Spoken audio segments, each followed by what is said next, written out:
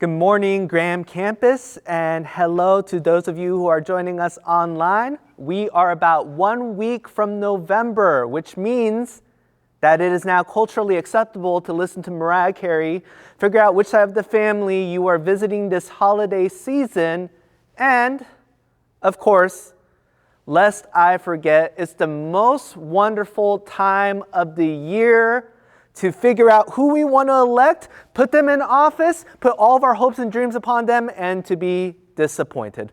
And yes, I just went there. Every election, we tell ourselves that the next candidate's going to be better. That this person gets us. This person loves her country.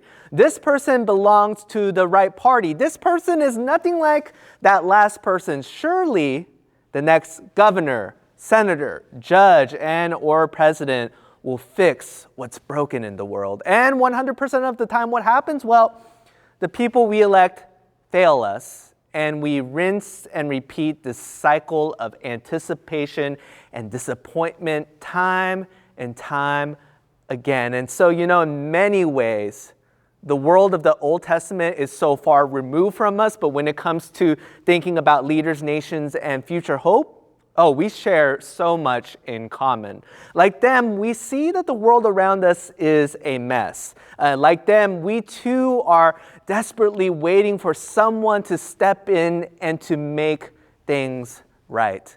Today, we look to politicians, but back then, they looked to the royals, the kings of Israel. Over these next 8 weeks, we will be studying the era of the royals. And we're going to be paying close attention to what made them great, where they failed, and what we can learn from them. And just a disclaimer, the point of this sermon series is not to, in a really sneaky way, tell you who to vote for. But don't breathe a sigh of relief just yet, because here's the thing. We at Rainier View Christian Church believe Jesus should be at the center of everything we do and everything we are. And no domain of life is off limits to his lordship and kingship, and that includes our political desires and hopes. And in this series, we want to challenge our Rainier View family to get a bit uncomfortable, not for the sake of being provocative, but for the sake of becoming more like Jesus.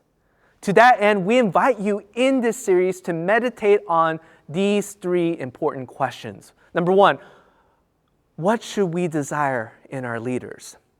Number 2, where should we place our ultimate hope? And question number 3, how should Jesus shape the decisions that we make minute by minute, day by day? Okay, so before we get into some serious biblical reflection on all this, let's do a quick icebreaker. If you're in the building, go ahead and turn to your neighbor. And if you're online, I want you to share in that chat box who is your favorite fictional villain of all time and why? It can be Kang, it can be Voldemort. You do you. I'll be back in a minute. Let's hear some answers.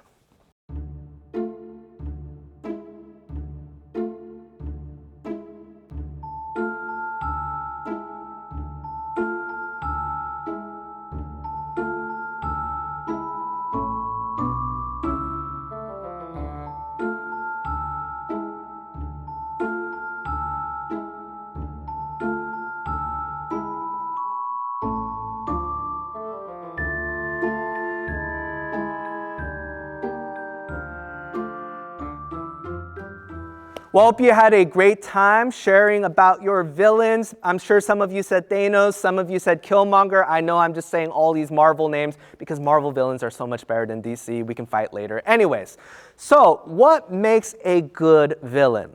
For me, I like to imagine a Venn diagram. We can kind of project it on the screen here, where on the one side, you have all the features you expect from a villain. You want to destroy the world. You want to take over the world. You have this menacing aesthetic. You have really highly questionable ethics. If a character only has these traits, this is what we call a cookie-cutter villain. Think Bowser from the Super Mario Brothers movie, and yes, I'm hating on that movie. All he wants to do is rule the Mushroom Kingdom and marry Princess Peach. There's nothing more to him than that. He's not very complex. He's just a cookie cutter. Now, on the other side of the Venn diagram, if a character has none of these traits, they are a bland hero like Mario. right? Just very good, nothing going on. But things get interesting when you get in between. There you either get anti-heroes or compelling characters like Darth Vader. There's a reason why Darth Vader is consistently ranked as one of the greatest cinematic villains of all time. Why in 2023 Disney Plus still cannot move on from him, and why Hayden Christensen will forever have employment. It's because Vader is complicated. Sure, he wants to rule the universe. Sure, he built a gigantic laser beam to destroy a planet not once but twice. Sure, he's violated a bunch of Geneva Code laws, but Vader was also once Anakin Skywalker. He was the chosen one, the greatest Jedi of the Clone Wars, the one destined to bring balance to the Force. But over time, what happened? He got jaded with the Jedi Council. He refused to process his grief. He allowed his pride to get the best of him. His fear led him to anger, his anger to hate, his hate to suffering, and that, according to the theologian Yoda, led him to the dark side. It's not just Vader, it's bad, bad, bad. There's some complexity to him. And we're going to be talking about a complex character this morning as well. Funny enough, in 1 Samuel, we also meet a chosen one who is destined for greatness but meets his doom in Endor. I'm talking, of course, about Saul, and yes, I'm not making the Endor thing up. Go look it up. But you may remember Saul from Sunday school stories as the coward who could not face Goliath the giant, or as the king who tried to kill the hero David, or as the monster who massacred an entire city. But here's something we might forget about Saul. Before he was Vader, before he was the villain, he was the hero. And Israel really needed one too, because back in the 11th century BC, things were not looking too hot. To the west, you had the kingdom of the Philistines, who were the first in the area to develop iron weapons, which, by the way, was a big deal because everyone else was using bronze or farm tools. And then meanwhile, to the east, you had the kingdom of Ammon, led by the infamous Nahash, who watched way too many horror movies because, no joke, his victims always had to play this game of two choices, death or losing an eyeball. And smack dab in the middle of the west and the east threats of all this between the Philistines and the Ammonites were the Israelites, lacking both the firepower and the leadership to hold off these threats. And God, as he is most often inclined to do, chooses the most unlikely person to save his people. And he reveals his bonkers plan to Samuel in 1 Samuel 9:16. He says this, "About this time tomorrow, I will send you a man from the land of Benjamin. Anoint him ruler over my people Israel. He will deliver them from the hand of the Philistines because I've looked on my people and their cry has reached me." I know that doesn't sound funny, but if you were hearing this as an Israelite back then, you would either be laughing or rolling your eyes, because saying someone is from the tribe of Benjamin and from the family of Kish is like saying someone is from the Los Angeles Clippers. Nobody cares, nobody expects anything, and even they are second rate, even in their own lousy city. And yes, Jeff, I'm also talking about the Lakers as well. They are lousy. But back to the story, God chose Saul even still. Why? Because if you look at 1 Samuel, and if you look at the chapters between 9 and 11, it's clear that what Saul lacked in pedigree, he more than made up for in character. We can infer from these stories that Saul was someone who was willing to listen to advice, who sought out God's will, who was able to empathize with the everyday agrarian farmer Israelite. It's also clear that he didn't think too highly of himself, because when Samuel announced to the people that God had chosen Saul as king, they couldn't even find him because he had hidden himself among the supplies. But perhaps most impressive of all was what Saul did once he became king. He didn't force people to build him a palace. He didn't look to be served. He didn't even go after the naysayers who said, "How can this fellow save us? How can this Clipper or Laker save us?" No, instead, he used his power to unite his people and to defend the weak. We read this in chapter 11. Now, Nahash remember the scary guy, the Ammonite, went up and besieged Jabesh Gilead. And all the men of Jabesh said to him, "Make a treaty with us, and we will be subject to you." But Nahash the Ammonite replied, "I will make a treaty with you only on the condition that I gouge out the right eye of every one of you and so bring disgrace to all of Israel." Dude had problems. The elders of Jabesh said to him, "Well, give us 7 days so we can send messengers throughout Israel. If no one comes to rescue us, we will surrender to you."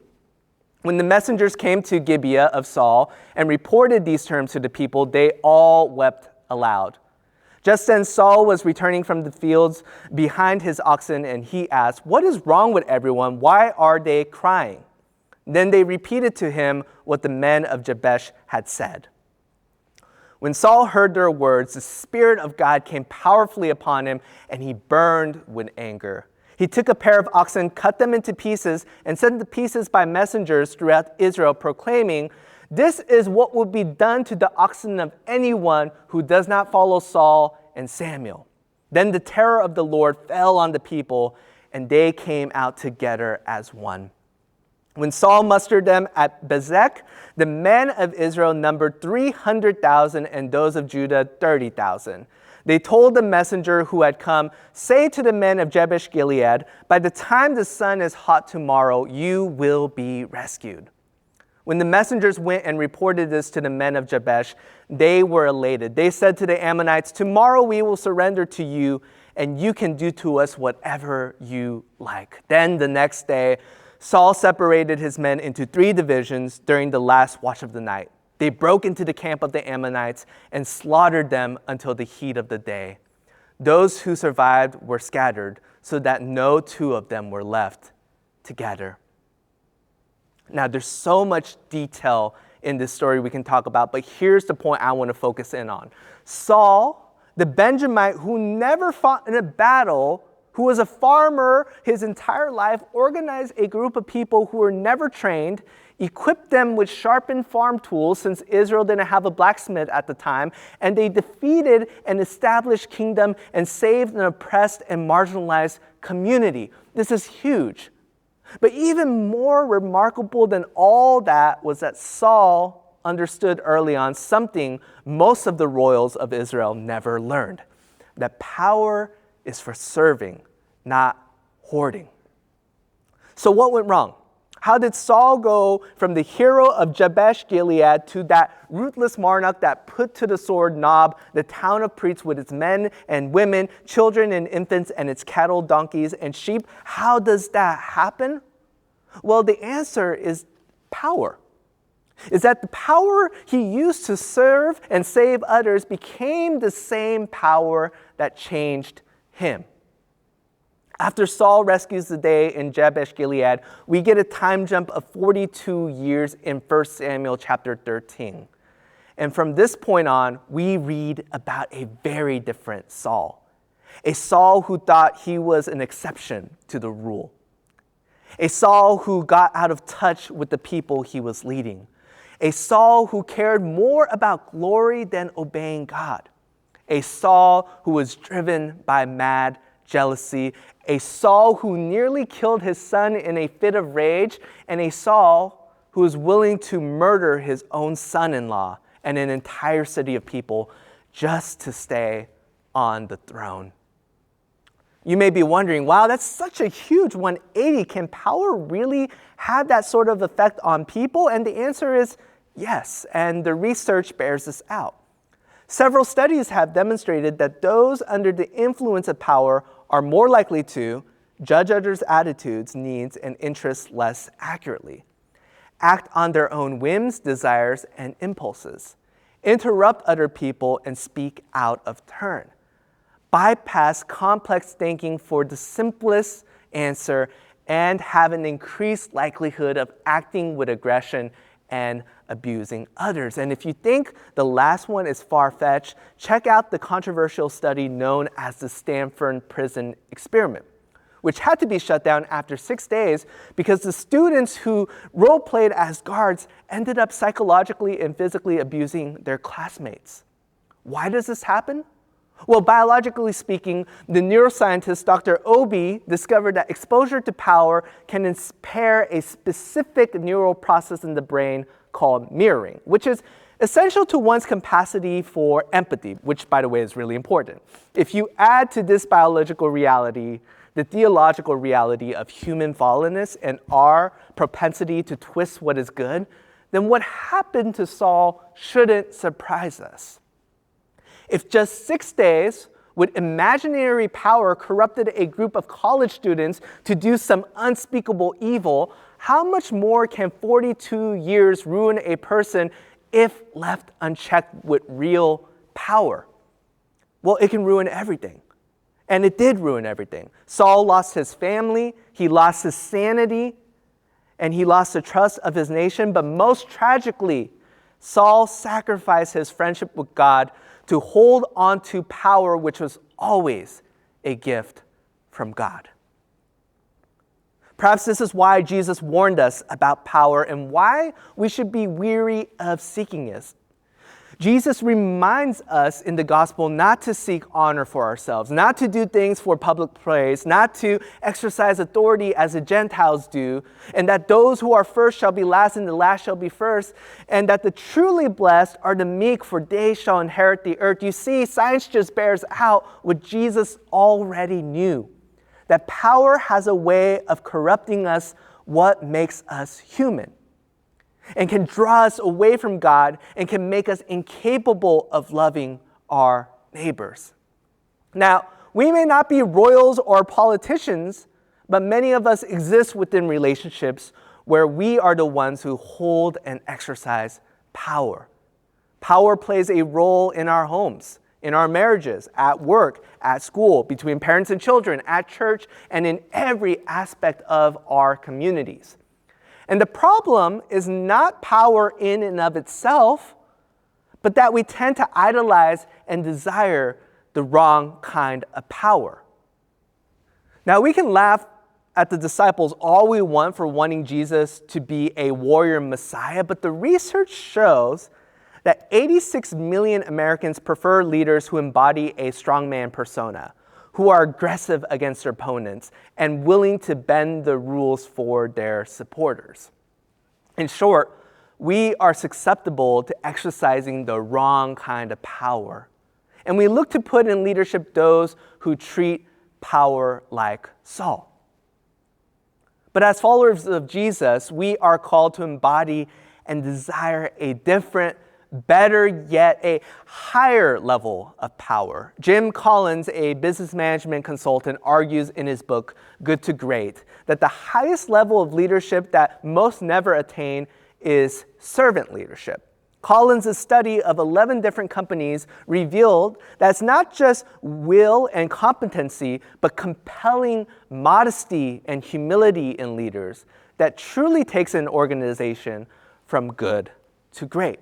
Now, of course, Jim's conclusion is not original and it's pretty much copy and pasted because this level of power is what Jesus demonstrated for us when he defeated sin, death, and evil for good.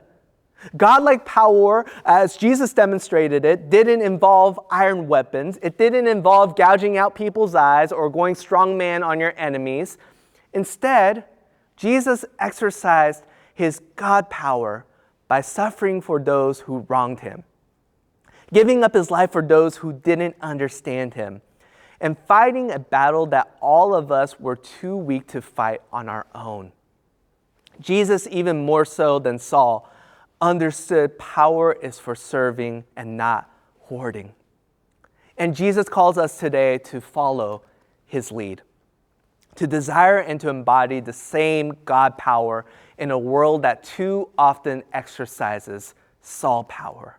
This week, as you go about the quotidian rhythms or daily rhythms of life, take time to honestly assess these three things. Number one, am I more enamored with those who exercise Saul power, the power most honored and celebrated by the world, or do I desire to elevate God power, characterized by compelling humility and sacrifice? Number two, Where in my life do I hold power over others? Is it in my family? Is it in my career? Is it in my community? And have I been exercising that power in a way that resembles Jesus? And last but not least, and most importantly, what is one practical thing I can do this week to use my power, to serve others instead of myself? Please join me in prayer as we close our time together. God, I thank you that you came down into this world as Jesus. And as you came down, you demonstrated for us godlike power that we could not imagine. Instead of overriding, instead of dominating, instead of being aggressive and oppressive, God, you showed that true power is in pouring yourself out and becoming a servant. True power is found in unthinkable humility when you sacrifice yourself on our behalf to forgive us, to love us, and to redeem us. So God, as we think about leadership, as we think about power, as we think about what we desire and how we exercise this thing you've given us, help us, God, to truly reflect you, to become more like you in the ways that we lead, in the ways that we use our influence, in the ways we leverage our privilege and power. We thank you for the opportunity to come together, to worship you, to fellowship together, and to hear a new life-giving word from you. And we pray this all in the name of your Son, Jesus. Amen. God bless.